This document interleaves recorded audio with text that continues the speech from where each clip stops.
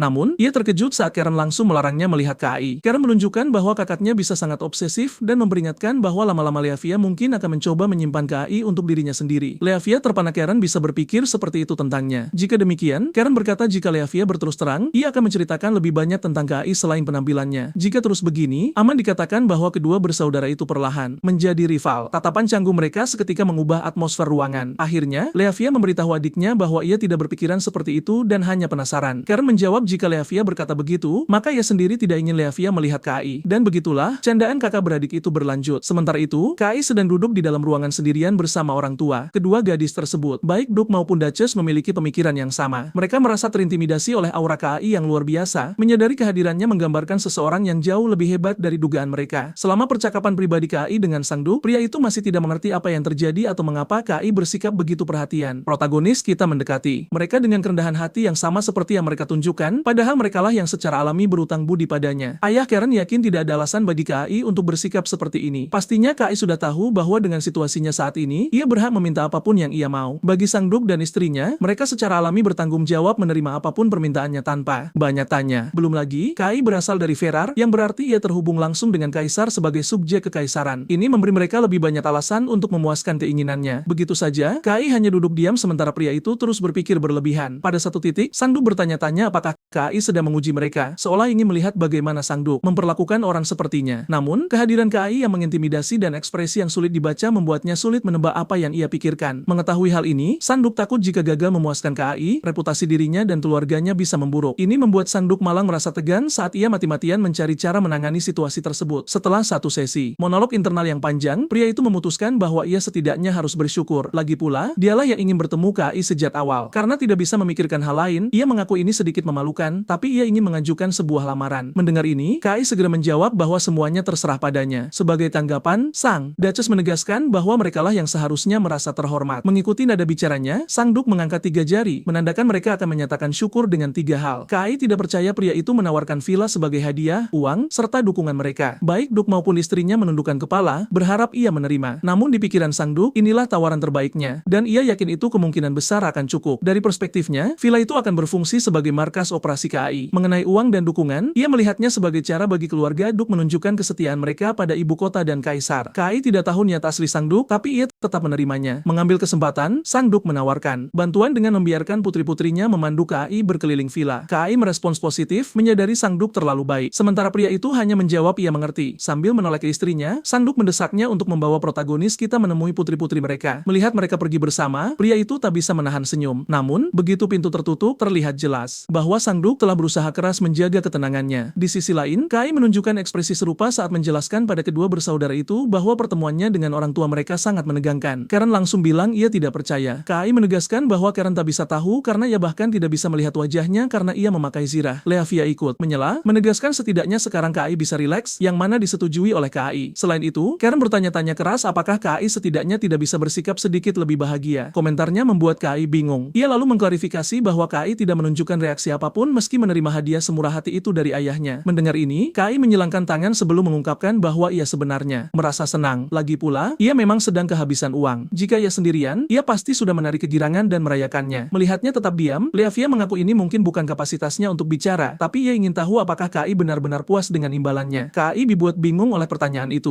Ia tidak mengerti bagaimana bisa villa dan uang dirasa tidak cukup. Jadi KAI memberitahu kedua bersaudara itu bahwa ada beberapa hal yang tidak akan mereka mengerti meski ia jelaskan. Ia menambahkan bahwa ia berharap mereka tidak khawatir. Lagi pula, ia sudah menerima villa sebagai imbalan. Namun para gadis itu malah saling bertukar pandang heran. Keduanya menjelaskan itu bukan masalah, dan Karen bahkan menunjukkan bahwa keluarga mereka punya beberapa villa. Ia berkata tidak ideal baginya tinggal sendirian dan akan sulit baginya mengelola seluruh wilayah itu sendiri. Kakaknya setuju dan menambahkan pendapatnya sendiri. Dari penjelasan mereka, KAI menyadari bahwa villa bukan sekadar rumah tempat satu orang tinggal. Karen menunjukkan bahwa itulah alasan mengapa tempat itu disebut villa. Memikirkannya, KAI menyimpulkan bahwa kaum bangsawan memang berbeda. Kembali ke topik penting, Karen menuntut penjelasan apakah KAI berencana mengajak seseorang tinggal bersamanya di villa. Mendengar itu, KAI mengaku berencana tinggal sendiri untuk saat ini sambil menggunakan villa sebagai markas operasinya. Kini percakapan beralih ke hubungannya. Kakak beradik itu sulit percaya bahwa seseorang seperti KAI akan tetap melajang dan tidak mengambil selir meski memiliki status seperti itu. Leafia bahkan bertanya belak-belakan apakah ia punya pujaan hati. KAI terkejut dan segera menjelaskan bahwa tidak seperti itu. Melihat reaksinya, Karen berbisik pada kakaknya bahwa protagonis kita mungkin mencoba mengatakan ia belum menemukan gadis yang sesuai seleranya. Kai hanya bisa bertanya-tanya dalam hati, apa yang sebenarnya dipikirkan gadis itu. Terlepas dari itu, ia mengundang kedua bersaudara tersebut untuk mengunjungi vilanya kapan saja. Karen dan kakaknya terkejut dan bertanya apakah ia yakin. Kai mengingatkan bahwa ia sudah mengatur agar mereka punya kunci cadangan. Ia membatin jika villa itu memang sebesar deskripsi mereka, ia akan punya ruang lebih dari cukup untuk tinggal sendiri. Sementara itu, kedua gadis itu menjadi sangat bersemangat dan segera mulai mendiskusikan rencana kunjungan mereka. Bab berikutnya dibuka di villa Kai. Kedua bersaudara memandunya tur di mansion tersebut, berharap ia menyukainya. Leafia mengingatkan bahwa villa ini adalah tanda apresiasi keluarga mereka. Setelah melihat segalanya, Kai mengakui villanya cukup mewah. Mendengar itu, Karen langsung menyoroti nada bicara Kai saat berbicara dengan kakaknya. Kai segera memberitahu bahwa itu masalah lain. Meski begitu, ia mengundang kedua bersaudara ke ruang kerja pribadinya. Walau mansion itu diberikan oleh keluarga mereka, Kai berharap kedua gadis itu menganggap tempat itu rumah sendiri. Ia lalu mempersilahkan mereka duduk. Karen langsung menjadi curiga. Kai terkejut saat ia mengklaim dirinya tidak lelah. Ia menyadari Karen berpikir ia sedang bersikap perhatian karena kakinya, terutama setelah banyak berjalan. Kai segera memberitahu bahwa anak-anak tidak boleh memaksakan diri terlalu keras. Karen membalas, bersikeras bahwa ia bukan anak-anak. Sebagai respons, Kai hanya menyuruhnya jangan berlebihan. Namun dalam benaknya, ia semata-mata khawatir akan mendapat masalah jika ia bertanggung jawab atas kelelahan putri Sangduk. Salah paham seperti biasa, Livia hanya tersenyum padanya. Kini mencoba menggoda gadis kecil itu, Kai mendesaknya duduk di sofa. Atau mungkin ia lebih suka duduk di sesuatu yang keras. Tentu saja, maksudnya adalah zirahnya. Antara zirah dan sofa empuk, Kai pikir pilihannya jelas, tapi di luar dugaannya, Karen justru duduk di atas kakinya. Kai segera menuntut penjelasan apa yang Karen lakukan. Dengan akal Karen mengingatkan bahwa ia hanya melakukan apa yang diinstruksikan. Bersandar padanya, ia bahkan berkomentar bahwa rasanya sangat nyaman. Melihat ini, Leafia tidak tahan untuk berkomentar tentang mereka berdua. Saat Karen bilang ia tidak senang dengan situasi itu, Leafia langsung membalas bahwa ia tidak pernah bilang merasa tidak senang. Itu membuat Karen sadar ia sedang digoda oleh kakaknya. Ngomong-ngomong, Karen menoleh pada Kai dan bertanya-tanya mengapa ia masih memakai zirahnya. Karena ini rumahnya, ia harusnya bersikap santai. Kai memikirkannya, tapi memutuskan tidak melepasnya. Alasannya sederhana, ia tidak ingin dengan canggung menunjukkan wajahnya pada Leafia dan membuatnya sadar bahwa ia adalah pria yang sama yang ditemuinya di Menara Jam. Memutuskan mengubah topik, Kai tiba-tiba mengelus kepala Karen. Karen benar-benar terkejut. Sesaat kemudian, wajahnya memerah karena malu. Ia dan protagonis kita mulai bertengkar saat ia bersikeras tidak suka dielus kepalanya. Sementara itu, Leafia hanya menonton. Seluruh interaksi itu dengan wajah tak bisa berkata-kata. Tiba-tiba, Kai menyebutkan sesuatu yang membuat Leafia bertanya apa maksudnya. Ia menjelaskan bahwa ia menghargai Sangduk menugaskan putri-putrinya untuk memandunya. Tapi pekerjaan jenis ini biasanya akan diberikan kepada pekerja pria. Kedua gadis itu mengerti maksud Kai. Namun, Leafia menjelaskan bahwa ayahnya bukan tipe orang yang mempercayai orang secara buta. Beliau bukan pria tanpa rencana. Beliau tahu persis apa yang dilakukannya, dan beliau tahu bahwa Kai adalah pria yang layak dipercaya. Mendengar itu, Kai mengelus kepala Karen lagi, yang sangat mengganggunya, sambil berkomentar bahwa ia mengerti. Ia menyimpulkan penilaian Duk terhadap kepribadian orang pastilah datang dari pengalamannya menghadapi berbagai macam orang. Selain ayah mereka, Karen berkata mustahil mereka tidak mempercayainya. Kai mengangguk, tapi saat itu, Livia tiba-tiba mengajaknya makan malam. Ia segera menolak. Kai menjelaskan bahwa ia sedang agak sibuk dan kedua gadis itu mengerti. Memikirkan bertemu Sangduk sekali lagi, Kai langsung menolak ide itu. Tahu ia tak bisa bilang begitu saja, ia segera mengarang alasan di tempat. Karen yang malang sangat menantikan pertemuan dengannya lagi sebelum ia pergi. Tapi kakaknya hanya bilang itu tidak bisa dihindari. Karen memberitahu jika Kai meninggalkan kota, ia harus memastikan untuk mengunjungi rumah mereka dulu. Kai terkejut, tapi ia setuju terlepas dari hal itu. Lagi pula, ia belum bertemu Nenah dan